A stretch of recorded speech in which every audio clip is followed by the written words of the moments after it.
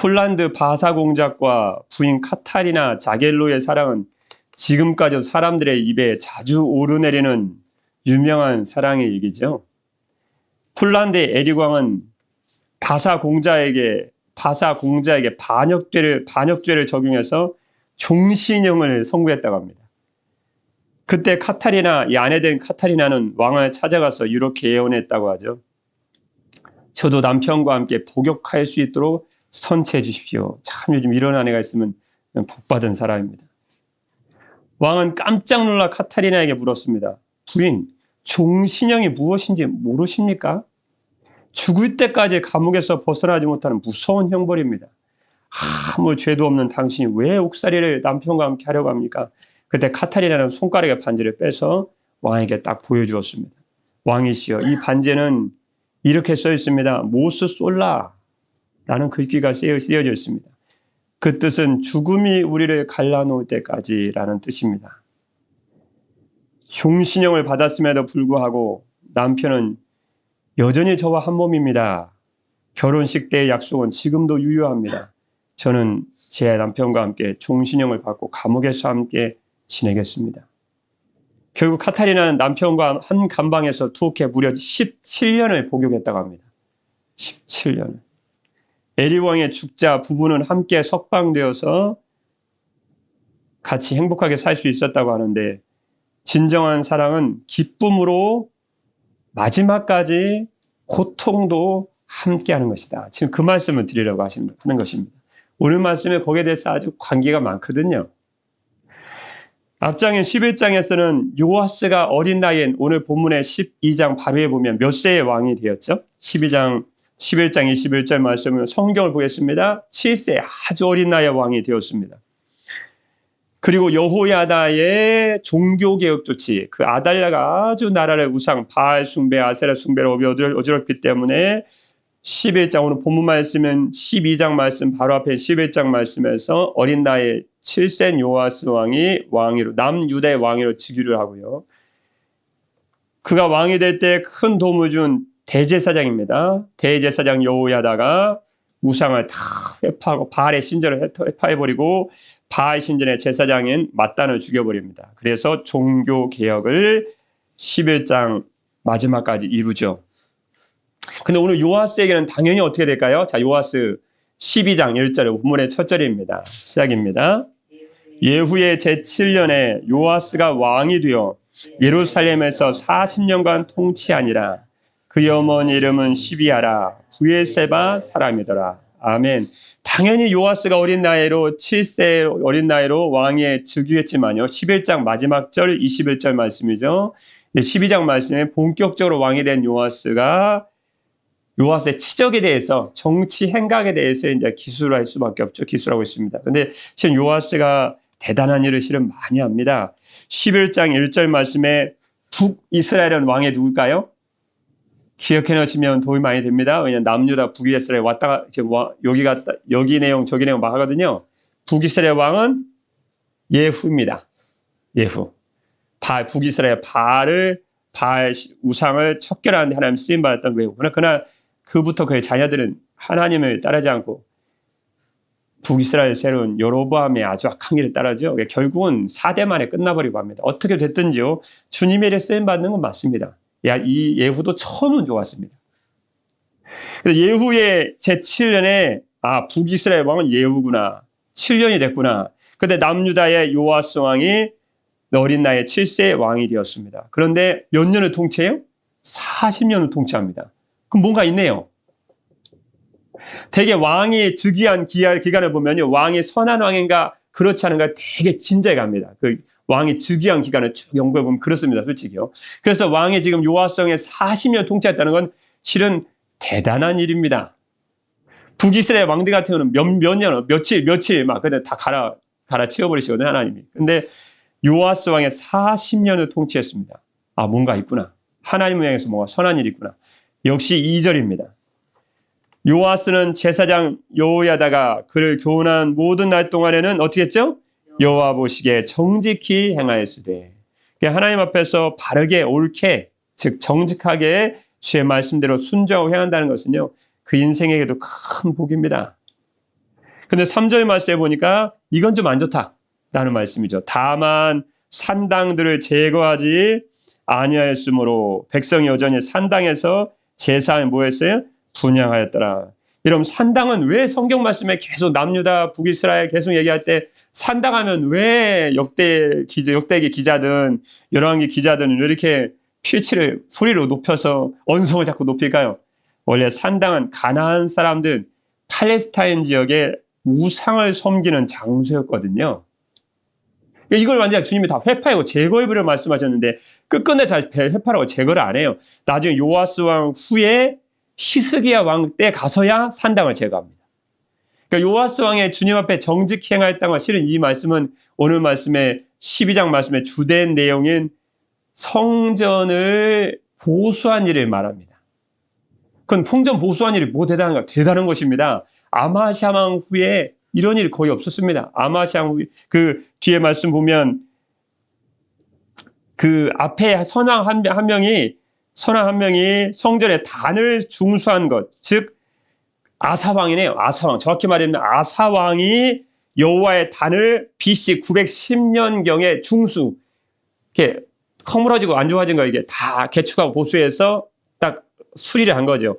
그 후로 아무 일이 없었는데 요아스 왕이 성전을 수리합니다. 그것도 대대적인 수리를 합니다. 이건 사람들이 평가하기에도요, 이건 빛나는 업적이다. 우리가 성전 수리 아무것도 아니가 생각하지만 그렇지 않습니다. 대단한 일이었습니다. 그래서 2절 말씀처럼 여호와 보시기에 정직히 행했다. 즉 바르게 옳게 행했다고 주님이 2절 말씀에 그의 삶을 왕으로서의 그의 치적과 삶과 정치적인 인생을 평가하신 줄 믿습니다. 그런데 3절 말씀에 뭘 제거하지 않았어요? 우상의 종교와 혼합할 수 있는 요소가 될 수 있는 산당을 제거하지 않은 거예요. 우상 섬기는 장소니까 아무래도 여기서 하나님께 제사한다고 해도 아무래도 우상과 섬기는 예배의식이 혼합될 수밖에 없죠. 항상 우상 숭배로 끌어가는 그런 아주 안 좋은 그런 계기와 장소가 됐던 곳이 산당인데 그 산당을 제거하지는 않습니다. 그럼 어떻게 요아스 왕이 성전을 보수할까요? 성전 수리를 할까요? 자, 4절입니다. 4절입니다. 시작입니다. 요아스가 제사장들에게 이르되 여호와의 성전에 거룩하게 하여 드리는 곧 사람이 통용하는 은이나 각 사람의 몸값으로 드리는 은이나 자원하여 여호와의 성전에 드리는 모든 은을. 아멘. 오늘 말씀의 제목은 제가 말씀드리지 않았네요. 서론의 이야기가 사랑하는 사람과 함께 끝까지 함께한 이야기 아니었습니까? 그래서 그 이야기와 같이 주님을 사랑하는 저와 여러분은 언제나 주님과 변함없이 끝까지 함께하는 인생이 되어야 됩니다. 그래서 오늘 하나의 말씀의 제목이요. 처음보다 나중이 더욱 아름다운 인생으로 살자. 우리 같이 한번 따라해 보겠습니다. 처음보다 어디가요? 나중이 더욱 아름다운 인생으로 살아가자. 라는 제목입니다. 그러면 요아스 왕에 딱 벌써 감이 딱 오네요. 요아스가 성전 보수라는 성전 수리라는 정말 역사가들과 학자들이 얘기한 것처럼 빛나는 업적을 했지만 결국 끝에 가면 어떻게 되겠어요? 자기도 우상 숭배의 죄악을 빠져서 결국은 신복들에 의해서 칼로 쳐죽임을 당하는 비참한 인생으로 끝날 수밖에 없었다는 것입니다. 그래서 인생이라는 것은 신앙이라는 것은 처음도 중요하겠지만 항상 마지막에 더 중요한 것입니다. 항상 여러분 주님의 보좌 앞에 서기 전까지 믿음 신앙생활 잘하고 믿음 잘 지켜서 사도 바울의 고백처럼 믿음을 지켰으니 그래서 사도 바울이 그 고백을 한 것입니다. 믿음 지키는 게 뭘 어려워서요? 요아스 왕을 보십시오. 처음에는 산당을 제거하지 못하는 그런 일은 안 했지만 여호와의 성전 보수라는 어마어마하고 위대하고 역사적으로 길이 남을 만한 일을 했지만 결국은 그도 믿음을 지키지 못하고 끝까지 하나님과 함께하는 인생을 살지 못하고 그도 우상 숭배의 죄악을 빠지더니 나중에는 신하들에게 신복들에게 쳐죽임 당하는 비참한 인생으로 끝날 수밖에 없었다는 것입니다. 신앙생활은 처음도 중요하지만 마지막이 더 중요한 줄 믿습니다. 처음 헌신한 거 중요하지만 나중에 더 헌신하는 것이 좋고 처음에 주의를 감당하고 하는 것도 좋지만 나중에 더 주의 일을 잘 감당하는 것이 귀한 일인 줄 믿습니다. 항상 나중에 더 좋아야 돼. 항상 첫 모습보다는 뒷모습이 아름다워야 돼. 첫모습은 그럴싸하게 나오고 뒷모습은 모처럼 사라지면 그게 이단들이거든. 그게 이단들. 항상 이단들은 옷도 다 빼줄 것처럼 오지만 끝날 때는 아주 비참하게 놔두고 팽개쳐버리고 가버리는 게 이단들 아닙니까? 다 악의 세력들, 귀신의 세력들, 도적질하고 죽이고 멸망시키는 세력들은 다 그렇게 삽니다. 주님 믿는 저와 여러분은 항상 끝이 더 아름다워야 되겠죠. 먼저 4절 말씀에 보면 왜 4절 말씀 굳이 읽었냐면 요아스가 제사장들에게 이제 불렀습니다. 여호와의 성전에 거룩하게 하여 드리는 모든 은 왜 드리게 했을까요? 결국은 성전을 수부하는 재정을 확보하기 위해서 그랬습니다. 성전세를 지금 다시 내게 한 거예요. 그런데 읽을 때마다 이해가 되실 것처럼 하지만 이해가 잘 안 되신 부분도 있죠. 그래서 4절 말씀을 좀 자세히 보도록 하겠습니다. 짧고 자세히 보겠습니다. 여호와의 성전에 거룩하게 하여 드리는 모든은 곧 그랬습니다. 세 가지가 나오죠. 사람이 통용하는 은 인두세입니다. 사람 수 세어서 걷는 인두세입니다. 저희들도 뭐 주민세 뭐 그런 거 걷지 않나요? 사람 수 세어서 막 걷고. 일종의 인두세죠 뭐.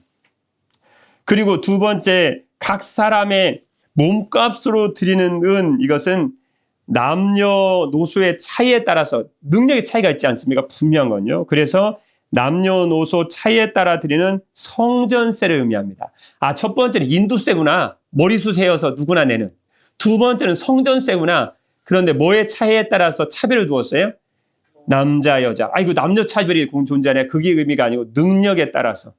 부자는 많이 내고 좀 버는 사람 조금 내고. 그게 공평하지 않습니까? 남자는 재력이 있으니까 좀 내고. 그때 당시 여자분들은 아무래도 재력권을 가지고 있지 않았으니까 조금 내고. 공평하시죠. 이게 공평하죠. 부자나 남자나 여자나 똑같이 내면 그게 불공평한 거죠. 여기가 이해가 되시니 믿습니다. 그 다음 자원하여 여호와의 성전에 드리는 모든 은을, 이건 감사예물을 의미합니다. 이건 의무사항이 아니에요. 첫 번째 인두세와 그 다음에 성전세는 의무사항입니다. 강제적인 세금이. 이건 안 되면 안 돼요. 그런데 세 번째 자원하여 서약으로 바치는 예물, 자진해서 바치는 돈, 그러는 걸 의미하거든요. 감사예물입니다. 이것은 강제성이 없어요. 여러분 감사한 거 안 내면 누가 때립니까? 그건 아니고 감사해서 내 마음에 우러나는 거거든요. 그래서 앞에 두 가지는 강제성을 띤 세금이었고요. 두 번째는 강제성이 없는 감사의 예물이었다. 그런데 5절 말씀에 보니까요.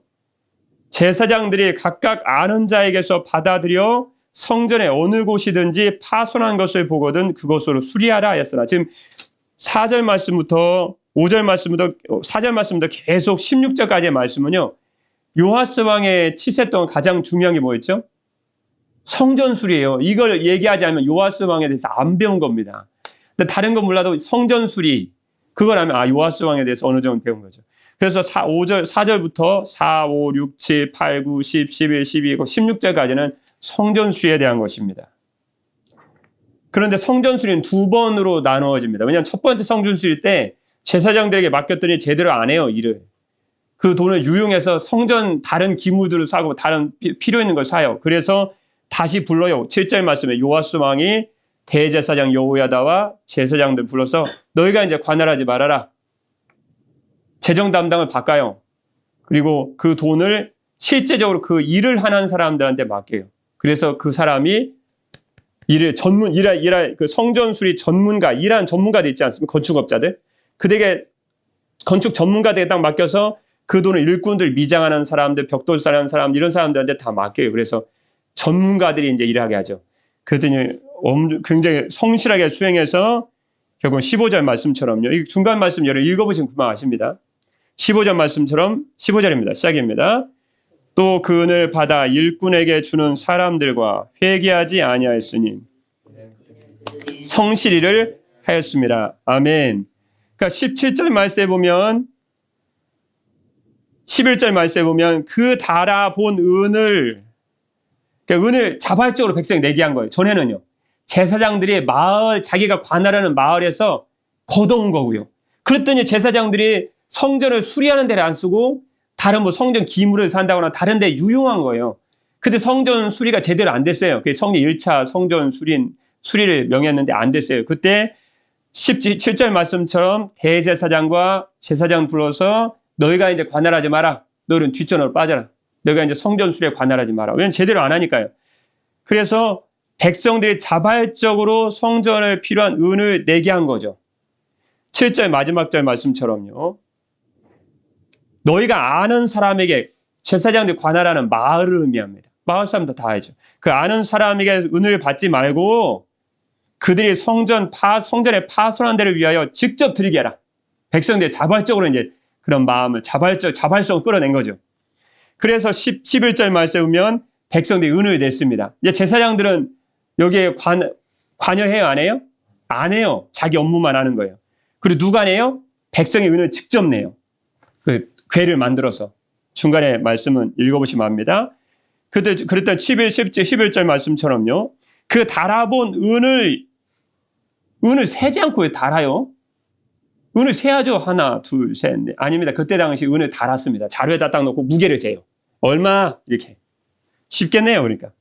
세는 거나 은의 하나의 무게를 계산해서 은을 자루에다 담은 걸 해서 얼마라고 하는 거랑 똑같지 뭐. 그래서 달아보는, 세지 않고 달았거든요. 달아본 은을 일하는 자, 곧 여호와의 성전을 맡은 자의 손에 넘기면, 성전 건축업장입니다. 전문가들이에요. 이젠 제사장이 아니고 은을 달았습니다. 백성이 들은 걸 달아서 누구한테 맡겼어요? 여호와의 성전을 맡은 자, 성전을 수리하는 전문가들의 손에 딱 맡겼더니 그들이 어떻게 했어요? 11절 말씀 끝에 말씀 보니까요. 이제 맡은 자, 전문가가 맡았습니다. 그 돈을 여호와의 성전을 수리하는 목수에게도 주고 건축하는 자들에게도 주고 12절 말씀에 미장에게도 주고 벽도 바르고 막 벽도 싸는 분 있지 않습니까? 또 돌을 깨는 석수에게도 주고 줘서 여호와의 성전 파손한 데를 수리할 제목과 다듬은 돌을 사게 했다. 그래서 계속 열왕기하서 12장 5절 말씀부터 계속 보면 계속 반복되는 말씀이 계속 있습니다. 5절 말씀 중간에 어느 곳이든지 파손된 것을 보거든. 6절 말씀 중간에 성경 보셔야 됩니다. 딴 거 하면 안 돼요. 성전의 파손한 데를 수리하지 아니하였는지라. 7절 말씀 중간에요. 뭐가 파손한데요? 성전의 파손한 데를 7절 말씀 끝에요. 그들이 어디요? 성전의 파손한 데를 위하여 드리게 하라. 그 다음에 12절 말씀 중간에요. 여호와의 뭐요? 성전 파손한 데를 수리할 제목과 다듬은 돌을 사게 하며. 12장 말씀 핵심을 아시겠죠? 성전 파손한, 무너진 곳, 성전을 파손한 데를 지금 수리하게 한 것입니다. 그러면 누가 성전을 파손했는데요? 아달랴가 파손했죠. 아달랴가 여호와 신앙을 무너뜨리기 위해서 우상을 섬기고 바알 신전을 건축하고 여호와의 성전을 막 내버려 두었거든요. 무너지지 않을 수밖에 없습니다. 그런데 이 열왕기하서 12장 말씀과요, 같은 내용이 나오는 게 역대기입니다. 역대하서입니다. 역대하서 24장 7절 말씀에 보면 여호와의 성전이 무너진 결정적인 아주 중요한 이유를 밝힙니다. 열왕기하서에는 등장하지 않지만 같은 내용에 있는 평행구절에 나온 역대하서 24장 7절 말씀 보면 실은 아달랴보다 더 문제가 있는 애들이 있었어요. 아달랴의 아들들이었습니다. 역대하서 24장 7절 말씀에 보면 이렇게 기록하고 있습니다. 이는 그 악한 여인 아달랴의 아들들이 하나님의 전을 파괴하고 부셔버린 거예요. 또 여호와의 전의 모든 성물들을 바알들을 위하여 사용하였음이었더라. 엄마가 주님 제대로 안 섬기면 자녀가 영향을 받습니다. 아달랴가 악하니까 여호와의 성전 업신여기니까 아들들이 가지고 뭘 들고 갔는지 다 부셔버린 거예요. 여호와의 성전을. 그리고 그 안에 있는 모든 성물, 기물들을 가지고 자기 엄마가 섬기는 우상을 섬기는 바알 신전에다가 다 갖다가 놓은 거예요. 그러니까 지금 여호와의 성이 말이 아닙니다. 누가 이걸 부셨어요? 아달랴의 아들들이 그냥 갖다 부시고 기물들 갖다 날리고 이 난장판을 친 겁니다.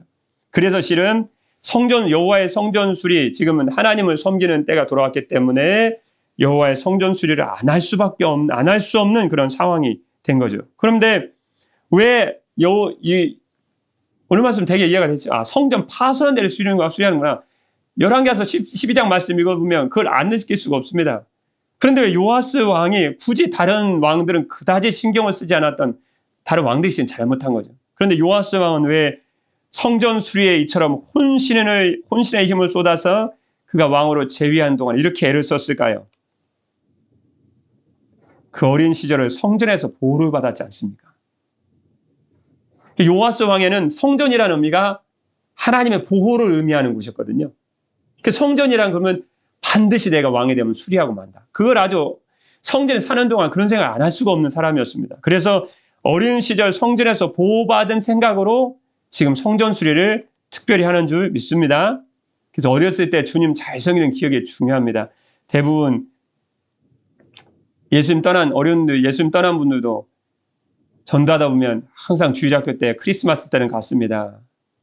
부활절은 갔습니다. 되게 그 고백 많이 하거든요. 그래서 기독교의 신앙에 대해서 좋은 감정을 갖고 주님께 돌아온 사람이 많거든요. 여러분 디모데 후서 4장 7절 말씀을 이래서 우리는 첫 번째 처음보다 나중에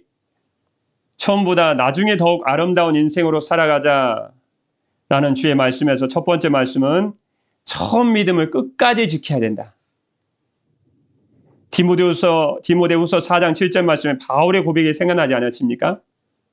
나는 선한 싸움을 싸우고 나의 달려갈 길을 마치고 바울의 마지막 고백입니다. 뭐예요? 믿음을 지켰으니 이제 후로는 나를 위하여 의의 면류관이 예비되었으므로 주곧 의로우신 재판장의 그날에 내게 주실 것이며 내게만 아니라 나 주의 나타나심을 사모하는 모든 자에게도니라. 여러분 처음 신앙을 갖는 것도 중요합니다. 그럼 나중까지 가지십시오. 처음 주일에 충성하는 거 중요합니다. 그러나 나중에 더욱 더 주님께 열심을 내고 충성하는 신앙이 인생 잘 사는 것이고 성공하는 신앙이고 주님께 칭찬받고 인정받는 신앙인 줄 믿습니다. 그래서 바울이 내가 믿음을 지켰다고 그래서 바울의 마지막 서신에 그렇게 강조했었구나. 저는 예전에 이 말씀 드렸을 때 처음 믿음 나중까지 지키는 거 당연한 거 아니에요? 라고 생각했는데 성경 인물들을 특히 요아스와 연결하다 보니까 그래서 나의 달려갈 길을 마치고 나의 싸움을 싸우고 믿음을 지켰던 것을 가장 자랑스럽게 바울이 여겼구나라는 것을 알게 되었습니다. 요한계시록 2장 19절 말씀에 보면 주님께서 7교회 특히 두아디라 교회에게 주님이 칭찬의 말씀을 하실 때 주님이 이렇게 말씀해 주셨습니다. 뭐라고 말씀해 주셨을까요? 요한계시록 2장 19절 말씀에 보니까 뭐라고 말씀해 주셨어요? 내 나중 행위가 처음 것보다 뭐하도다? 많도다. 내 나중 행위가 처음 것보다 많도다. 내가 내 사업과 사랑과 믿음과 섬김과 인내를 하노니 시작이요. 내 나중 행위가 뭐보다요? 처음 것보다 많도다. 무슨 말씀일까요? 내가 처음보다 지금 더 주님의 일을 많이 하고 있구나. 내 나중 행위가 처음 행위보다 더 훌륭하다. 또 내가 처음보다 나중에 더 많은 일을 하고 있다는 것을 나는 잘 알고 있다. 여러분 우리가 주님의 보좌 앞에 서기 전까지 어떤 사람 처음에만 뜨고 나중에는 그렇지 않은데 여러분 그 잘못 사는 것입니다. 처음엔 다 그랬어요. 그게 잘못된 인생의 첫 번째 징조입니다. 처음 잘했으면 나중에 더 잘해야지. 처음 못했더라도 나중에 더 잘하든가. 옛날에 그랬어. 다 요아스 같은 신앙 되고 맙니다. 그러다 주님 떠나는 거예요. 그러지 않길 바랍니다. 나중에 더 많은 일을 주님께 해서 주님께서 참 잘했다 칭찬받고 인정하는 신앙으로 우리는 살아가야 될 것입니다. 히브리서 3장 14절 말씀에 보면 주께서 히브리 기자를 통해서 뭐라고 말씀해 주셨는지요? 우리가 시작할 때 확신한 것을 끝까지 견고히 잡고 있으면 누구나 끝까지 확실히 견고히 잡고 있는 건 아니구나. 그러나 끝까지 견고히 잡고 있으면 그 다음 말씀이에요. 그리스도와 함께 참여한 자가 되리라. 여러분 그리스도와 함께 참여한 자가 되리라는 무슨 말씀입니까? 그리스도와 함께 모든 것을 누리게 될 것이다. 여러분 처음보다 나중에 더욱 아름다운 인생으로 살아가자라는 첫 번째 말씀은 그래서 처음 믿음을 여러분 끝까지 지키시기를 주의 이름으로 축복합니다. 두 번째 말씀 무엇입니까? 처음보다 나중에 더욱 아름다운 인생을 살아가자는 말씀에 대한 두 번째 말씀은 이제 내용을 거의 했기 때문에요. 두 번째 말씀은 죄로 인해 깨어진 관계는 회개 외에는 길이 없습니다. 결국은 17절 말씀인데 17절입니다. 시작입니다. 그때 아람 왕 하사엘이 올라와서 가드를 쳐서 점령하고 예루살렘을 향하여 올라오고자 하므로 18절입니다. 유다의 왕 요아스가 그의 조상들 유다 왕 여호사밧과 아하시야가 구별하여 드린 모든 성물과 자기가 구별하여 드린 성물과 여호와의 성전 곳간과 왕궁에 있는 금을 다 가져다가 아람 왕 하셀에게 보냈더니 하셀이 예루살렘에서 떠나갔더라. 아멘. 실은 16절과 17절 말씀에 공백이 상당히 큽니다. 이 사이에 무슨 일이 있을까요? 아니, 앞에는 성전 수리 잘했는데요. 잘하다가 그 믿음 끝까지 지키지 못하고 결국은 우상숭배의 죄에 빠지고 맙니다. 역대하서 24장 17절 말씀에 보면 여호야다가 죽은 후에 여호야다가 죽었어요. 여호야다 누군지 아시죠? 헷갈리면 안 됩니다. 대제사장인데 요아스가 왕으로 즉위할 때 결정적인 일을 한 사람입니다. 요아스가 죽었어요. 성경 교육한 사람이 죽었어요. 여호야다가 죽은 후에 유다 방백들이 와서 왕에게 절함에 왕이 그의 말에 듣고 왜 왔니? 그의 조상들의 하나님 여호와의 전을 버리고 아세라 목상과 우상을 섬겼으므로 그 죄로 말미암아 진노가 유다와 예루살렘에 임하니라. 이해가 되시죠? 16절과 17절의 말씀에 상당히 공백이 있습니다. 여호야다가 죽었습니다. 그리고 요아스가 백성의 꼬임과 백성의 말에 설득돼서 여호와의 전을 버려버리고 우상숭배에 빠져버린 거예요. 그래서 하나님의 진노가 예루살렘과 남유대에 임한 것이죠. 그래서 갑자기 가만히 있었던 17절 말씀이 아람 왕이 북이스라엘 친 다음에 남유다까지 그 군대를 끌고 왔던 것입니다. 그때 18절 말씀에 보니까 유다 왕 요아스가 주님만을 의지했으면 좋은데 자기 선왕 얘기를 쭉 합니다. 앞에는 여호 아하시아입니다. 여호사밧, 여호람, 아하시아 자기거든요. 그래서 모든 하나님께 구별해야 되는 성물을 갖다 성전 곳간 왕궁에 있는 금을 다 가져다가 아람 왕한테 줬습니다. 그러면 여러분 요아스가 왜 이렇게 아람 왕 하사엘을 통해서 이렇게 나라가 어려움을 겪었을까요? 그가 주님을 떠나고 우상 숭배한 죄 때문에 그렇거든요. 그럼 죄를 회개하면 될 것인데 하나님과의 죄로 인해 하나님과 깨어진 관계는 회개 외에는 길이 없는데 요아스가 우상을 섬겼지 않습니까? 회개는 뒷전이고 돈을 갖다 끌어모은 거예요. 일단 성전에 있는 것을 유용했다, 잘못된 걸 썼다라는 데도 그것도 큰 문제지만 더 큰 문제는 요아스 왕의 돈으로 이 문제를 해결하려고 했다는 것입니다. 여러분, 하나님과의 우리와의 깨어진 관계는 회개 외에는 답이 없습니다. 길이 없어요. 돈을 분명히 아람 왕한테 갖다 들이바쳤네요. 성전 곳간에 있는 거, 왕국에 있는 거 다 갖다가요. 그런데 어떻게 됐을까요? 20절 말씀의 결과는 20절입니다. 시작입니다. 요아스의 신복들이 일어나 반역하여 실라로 내려가는 길가에 그를 죽였고 그를 쳐서 죽인 신복은 시므아스의 아들 요사갈과 소멜의 아들 여호사밧이었더라. 그는 다윗성에 그의 조상들과 함께 장사되고 그의 아들 아마스야가 그를 대신하여 왕이 되니라. 자, 갖다 바쳤습니다. 우리가 그때는 갖다 바쳤다는 게도 어폐가 있지만 다 갖다가 성전에 있는 거가 다 갖다 줘버렸어요. 그런데 그러면 잘 해결이 돼야 되잖아요. 그런데 하나님과의 죄로 인해 깨어진 관계는 회개 외에는 길이 없습니다. 결국은 신복들 21절 말씀에 2명 나오죠. 요사갈과 여호사밧이라는 사람이 신복들이 들고 일어나서 반역을 해서 결국은 병상에 있는 요아스를 쳐 죽였습니다. 여러분, 우리 인생에도 하나님과의 관계는 돈으로서 해결할 수 없는 것입니다. 헌신은 돈을 사용할 수 있을지 모르지만 여러분 사도행전 8장 14절 말씀에 보면 사도행전 8장 14절 말씀에 예루살렘에 있는 사도들이 사마리아도 하나님의 말씀을 받았다함을 듣고 베드로와 요한을 보내매 그들이 내려가서 그들을 위하여 성령 받기를 기도하니 한 사람도 성령 내리신 일이 없죠. 그때 이에 두 사도가 그들에게 안수하며 사마리아 성도들에게 안수하며 성령을 받았습니다. 근데 그 옆에 누가 있을까요? 시몬이 두 사도들의 안수로 성령 받는 것을 보고 돈을 들여 이르되 이 권능을 성령 받는 이 권능을 내게도 주어 누구든지 내가 안수하는 사람은 성령을 받게 하여 주소서. 그때 베드로가 뭐라고 얘기했을까요? 사도행전 8장 20절 말씀에 보면 베드로가 이르되 내가 하나님의 선물을 돈 주고 살 줄로 생각했으니 내 은과 내가 함께 망할지어다. 그럼 하나님의 구원의 은총의 선물은 돈 주고 살 수 있는 게 아닙니다. 너무 귀하기 때문에. 시몬도 성령 받는 거 돈으로 살 수 있는 게 아닙니다. 정말 귀한 것은 하나님의 은혜로 받는 것이죠. 시편 51편 17절 말씀에 이와 대조적으로 다윗이 밧세바와 동침하고 선지자 나단이 그를 책망합니다. 그때 다윗은 어떻게 반응했을까요? 시편 51편 17절 말씀에 하나님께서 구하시는 제사는 상한 심령이라.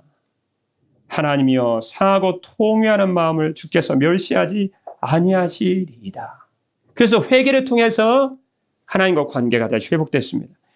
시편 34편 18절 말씀에 다윗이 블레셋과 아비멜렉을 찾아와서 하나님을 온전히 의지하지 못하고 그 앞에서 쫓겨났습니다. 그때 시인 다윗은 이렇게 고백합니다. 시편 34편 18절 말씀에 여호와는 마음이 상한 자를 가까이 하시고 충심으로 통회하는 자를 구원하시는도다.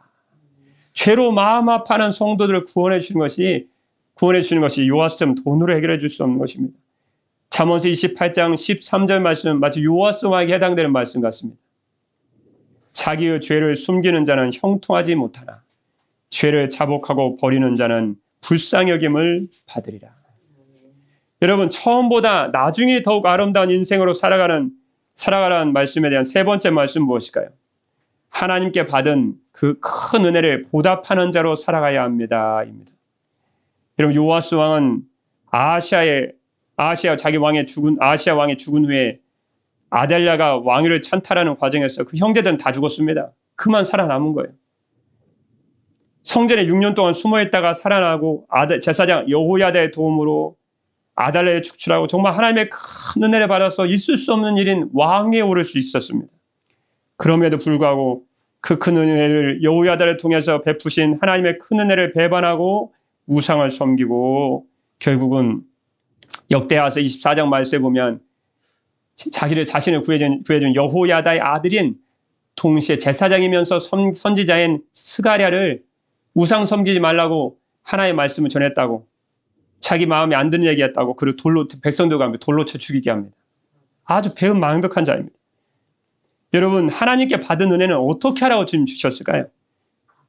고린도전서 15장 10절 말씀에 갚으라고 주셨죠. 그러나 내가 나된 것은 하나님의 은혜로 된 것이니 내게 주신 그의 은혜가 헛되지 아니하여 내가 모든 사도보다 더 많이 수고하였으나 내가 한 것이 아니요 오직 나와 함께 하신 하나님의 은혜로라.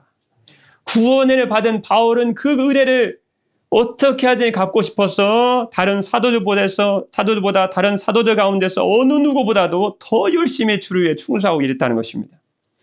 시편 116편 12절 말씀에 시편 기자는 이렇게 고백합니다. 내게 주신 모든 은혜를 내가 무엇으로 보답할까? 처음보다 나중에 더욱 아름다운 인생으로 살아가자라는 그래서 세 번째 말씀은 구원의 은혜를 받은 저와 여러분 같은 성도들은 하나님께 받은 그 큰 은혜를 보답하는 자로 우리의 남은 인생을 살아가야 된다라는 말씀이었습니다. 1813년 스코틀랜드의 가난한 집안에서 태어난 사람이 있었습니다. 그가 바로 리빙스턴이죠. 그가 10세 때 학업을 중단하고 노동을 해야만 했습니다. 그러나 17세 때 강력한 소명을 받고 의학과 신학을 공부하면서 중국 선교에 대한 관심을 갖게 되었고 마침내 아프리카 선교사였던 모펫을 만난 후 그의 딸과 결혼하여 1840년 아프리카로 선교를 떠나게 됩니다. 그렇게 30여 년의 시간이 흘렀습니다. 1871년 그의 몸이 많이 쇠약해졌다는 소식을 접한 너무 그때 당시에 유명한 사람이 되었기 때문에요. 영국 왕실과 그의 친구들로부터 은퇴를 종용하는 얘기를 들었습니다. 그러자 그는 어떻게 했을까요? 은둔해버렸습니다. 숨어버렸어요. 하고 선교를 그만두라고 하니까. 이에 그를 사랑하던 사람들은 탐험가 스탠리를 동원해서 그를 숨어있는 곳을 찾아냈습니다. 리빙스턴을 만난 스탠리는 은퇴 후 좋은 조건에서 살 수 있도록 준비해 두었다는 영국 왕실의 기쁜 소식을 전해 주었습니다. 30년 동안 헌신하였으니 이제 그만 헌신의 삶을 끝내고 고국으로 돌아오게. 영국 왕실에서도 당신의 노후에 필요한 모든 것을 다 준비해 놓았다네. 우리 같으면 이렇게 가면 안 됩니다. 이렇게 가면. 이건 리빙스턴이 안 돼요. 지금 예수님은 닮지 못하는 거예요. 아프리카 선교, 이때 리빙스턴이 이렇게 얘기합니다. 이렇게 얘기합니다. 아프리카 선교는 헌신이 아닙니다. 하나님께서 주신 은혜에 대한 보잘것없는 보답입니다. 그렇게 얘기했다는 것입니다. 다르지요? 차라리 이것은 특권이며 영광스러운 내일을 기대하는 희망입니다.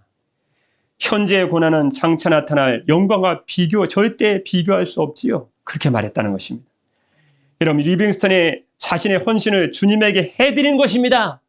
라고 얘기한 것이 아니고 하나님께 나의 작은 보잘것없는 이 헌신을 하나님께 드리는 것입니다. 보잘것없는 하나님을 향한 보답입니다. 그렇게 얘기했다는 것입니다. 여러분, 헌신은 주님께 좋은 것을 얻어내기 위해서 내 자랑하듯이 하는 것이 아닙니다. 주님 신 큰 은혜에 대한 감사와 보답인 줄 믿습니다. 주님께 드리는 헌신, 처음보다 나중에 더 아름다운 인생으로 살아가자는 주의 말씀에 대한 첫 번째 말씀은 처음 믿음을 끝까지 지켜야 된다. 두 번째는 하나님과 죄로 인해 깨어진 관계는 뭐를 통해 오해는 없어요? 회개 외에는 회복의 길이 없다.